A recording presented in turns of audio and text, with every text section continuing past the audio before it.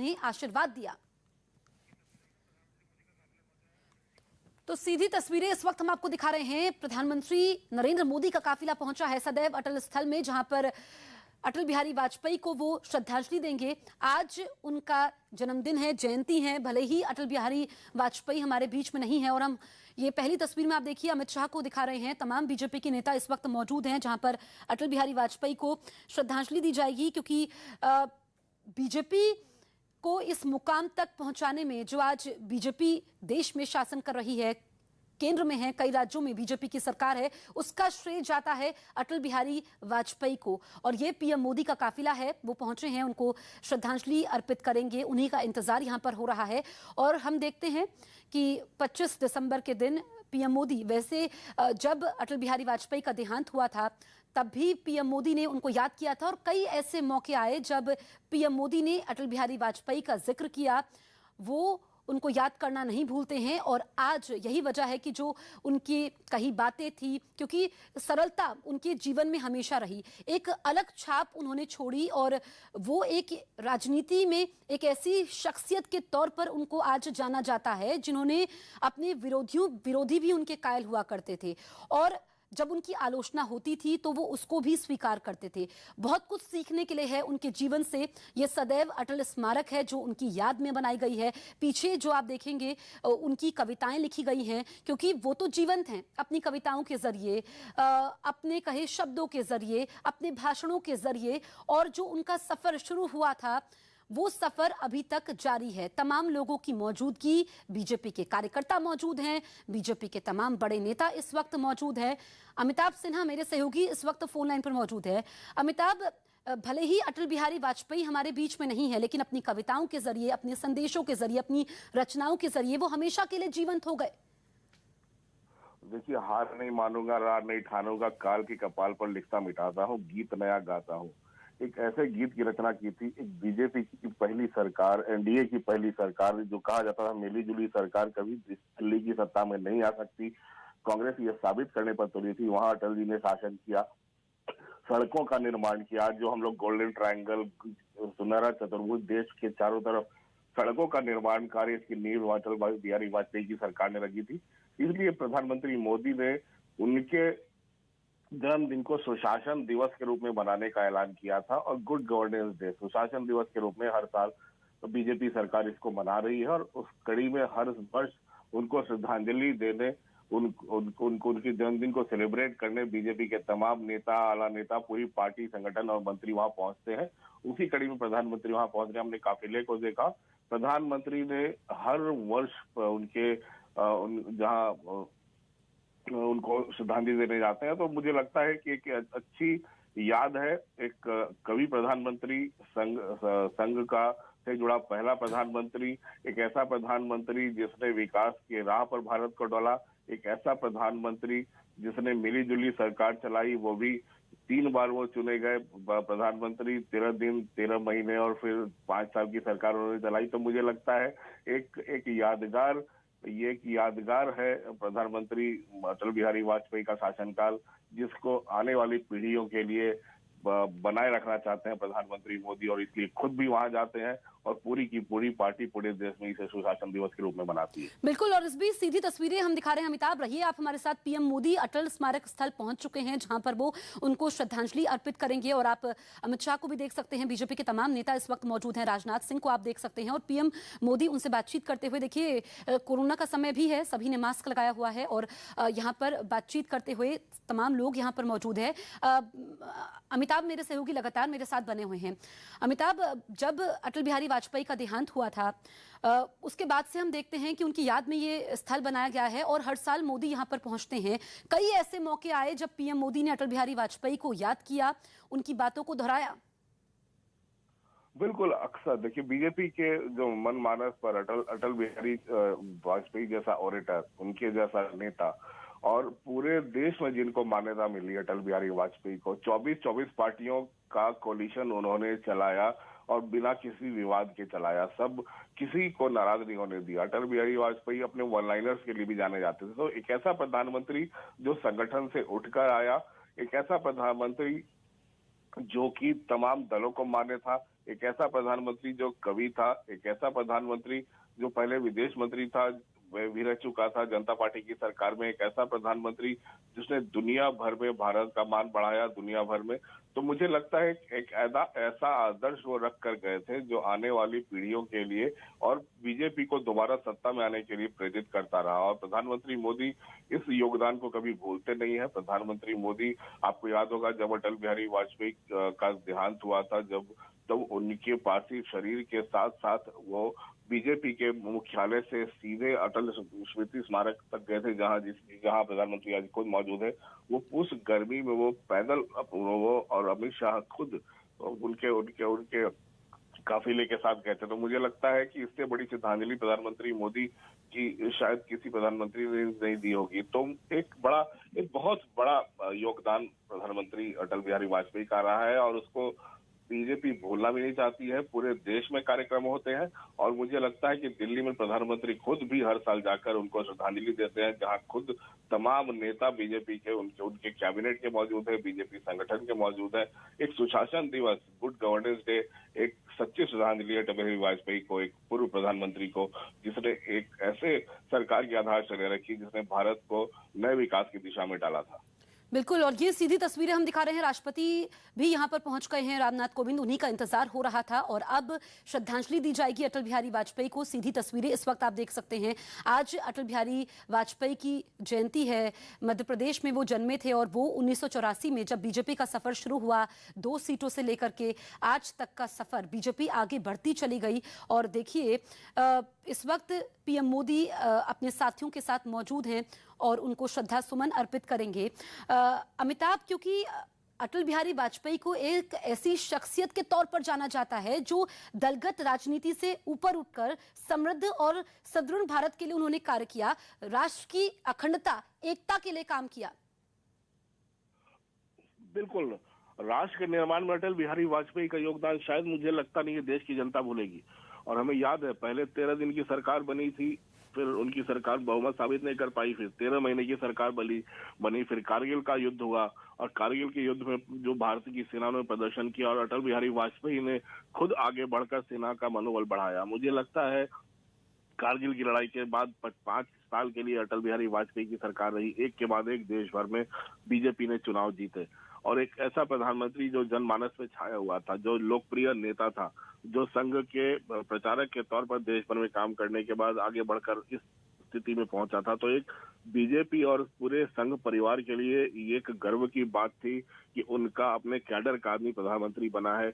इससे ज्यादा बीजेपी संघ के लिए जब की बात हो नहीं सकती थी और उन्होंने उस काम को आगे बढ़ाया बिना जिसे अगर सड़क का निर्माण अगर आप देखें तो विदेशी यात्रा में देखें, कारगिल की लड़ाई को देखें और सुशासन गवर्नेंस को देखें, तो मुझे लगता है एक ऐसी मिसाल पर अटल बिहारी वाजपेयी कायम करके गए हैं, सबको साथ लेकर चलने की, एक मिलीजुली सरकार को आगे बढ़ाने की, जो आज बीजेपी और मोदी की सरकार, प्रधानमंत्री मोदी की सरकार बात करती है कांग्रेस मुक्त भारत, तो उस कड़ी को आगे बढ़ाने का काम प्रधानमंत्री अटल बिहारी वाजपेयी ने किया था तब के।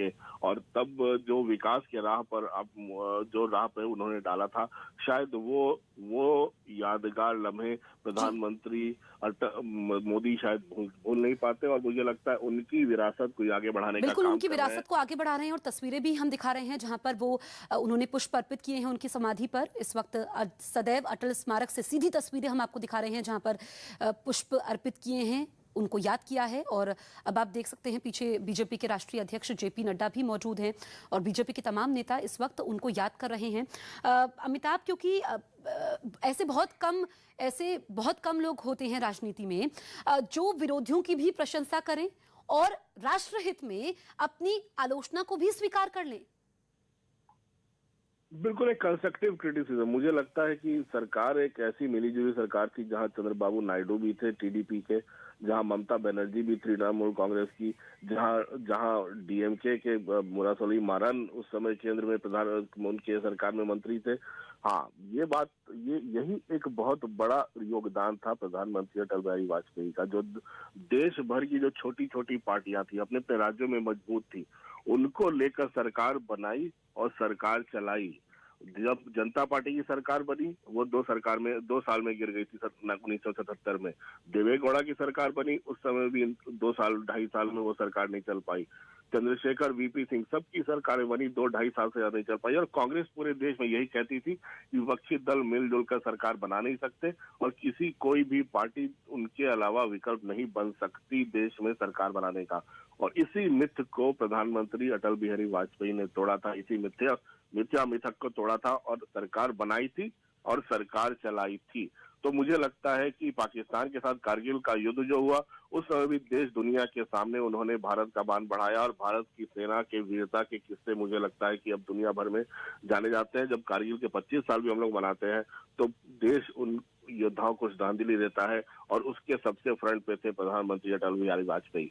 जो सड़क निर्माण की योजना थी, मुझे लगता है बीसी खंडूरी उस समय सड़क निर्माण मंत्री थे और बाद में वो उत्तराखंड के मुख्यमंत्री भी बने, वो सड़क निर्माण मंत्री थे। और अटल बिहारी वाजपेयी के निर्देशन में, उनके मार्गदर्शन में जो सड़कों का निर्माण कार्य हुआ वो बीच भले यूपी की सरकार में रुका, लेकिन प्रधानमंत्री मोदी और अब नितिन गडकरी उस काम को इतना बढ़ा रहे हैं और पूरे देश में जो सड़कों का जाल बिछ रहा है, अगर आप दिल्ली से देहरादून 2 घंटे में जा सकते हैं, ये सारी की सारी नींव सड़क निर्माण की मुझे लगता है देश को एक सूत्र में बांधने की, ये अटल बिहारी वाजपेयी की एरा में ही शुरू हुई थी और आज उसको कायम रखा जा रहा है।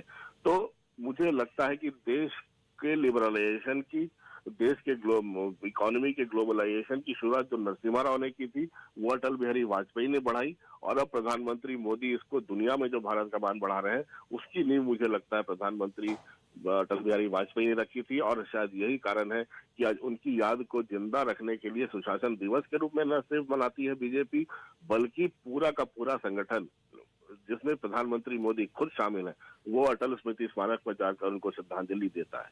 बिल्कुल, और ये सीधी तस्वीरें हम दिखा रहे हैं। राष्ट्रपति रामनाथ कोविंद भी वहां पर मौजूद है जिन्होंने श्रद्धांजलि अर्पित की है। पहली तस्वीर आप देखिए पीएम मोदी श्रद्धा सुमन अर्पित करते हुए, दूसरी तस्वीर में आप अमित शाह को देख सकते हैं, जेपी नड्डा को देख सकते हैं।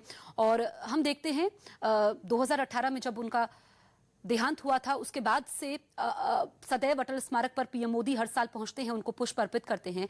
अमिताभ, क्योंकि जो अटल बिहारी वाजपेयी का जीवन था वो सदैव अटल रहे, उनके जीवन से बहुत कुछ सीखा जा सकता है। और एक सबसे अहम बात है कि चाहे परिस्थितियां अनुकूल हो या प्रतिकूल हो, बिल्कुल, बहुत प्रतिकूल परिस्थितियां अक्सर आई। अब आपके गठबंधन के सहयोगियों का दबाव रहता था, वो अपनी बात मनवाने को आतुर रहते थे। अगर सरकार पे दबाव डालते थे कि हम आपसे संबंध तोड़ लेंगे, हम आपसे सपोर्ट विड्रॉ कर लेंगे, लेकिन अटल बिहारी वाजपेयी कभी डगमगाए नहीं। उन्होंने बातचीत का रास्ता सदैव खुला रखा था, सीधा का सीधा वो संपर्क रखते थे। जो भी पार्टियां थी उनके सुप्रीमो से वो सीधे बात करते थे। उस समय ट्रबल शूटर उनके जॉर्ज फर्नांडिस हुआ करते थे। अगर ममता बनर्जी नाराज है वहां जॉर्ज फर्नांडिस बात करते थे। अगर मुरारली महाराज नाराज है उनसे बात करने के लिए अगर जसवंत सिंह जी या प्रधानमंत्री मोदी खुद वहां डीएमके के सुप्रीमो करुणानिधि से बात करते थे। तो मुझे लगता है कि अगर उस समय याद होगा आपको, मुलायम सिंह यादव भले ही नाराज रहते हो बीजेपी को, उनके पास 40 सांसद हुआ करते थे लोकसभा में, सदन चलने ना चलना देना देना उनके ऊपर काफी निर्भर करता था, लेकिन वो भी अटल बिहारी वाजपेयी के एक फोन कॉल पर सरकार को सदन के अंदर भी सहयोग करते थे। तो मुझे लगता है कि सबको साथ लेकर चलने की जो कला थी, और विरोधी हो चाहे पार्टी के अंदर उनके समर्थक हो, सबकी बात सुनने के लिए उनके दरवाजे हमेशा खुले रहते थे। तो मुझे लगता है कि सबकी बात सुनना, विरोधियों के साथ बातचीत का रास्ता खुला रखना, एक ऐसी विलक्षण कला थी प्रधानमंत्री अटल बिहारी वाजपेयी की। और बात सबकी सुनते थे वो, और करते वही थे जो सही होता था, लेकिन सबकी बात सुनना भी एक मायने रखता था और सबसे मिलजुल कर बातचीत को करना, उसको सुलझाना, ये भी मायने रखता था। हर एनडीए की बैठकें बुलवाना, प्रधानमंत्री निवास पर एनडीए की बैठकें भी हुआ करती थी जिसमें 24 दलों के नेता शामिल होते थे। भले ही वो अलग अलग सुर अलापते हो, लेकिन प्रधानमंत्री अटल बिहारी वाजपेयी से बैठक के बाद शायद पूरे के पूरे एनडीए का राग एक हो जाता था।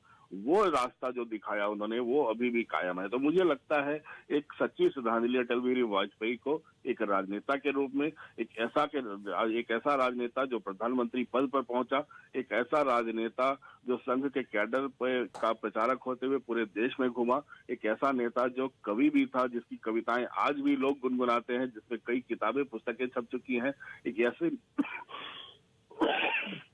एक ऐसा नेता जिसकी विरासत शायद संघ भी याद रखता है और पूरा का पूरी सरकार भी।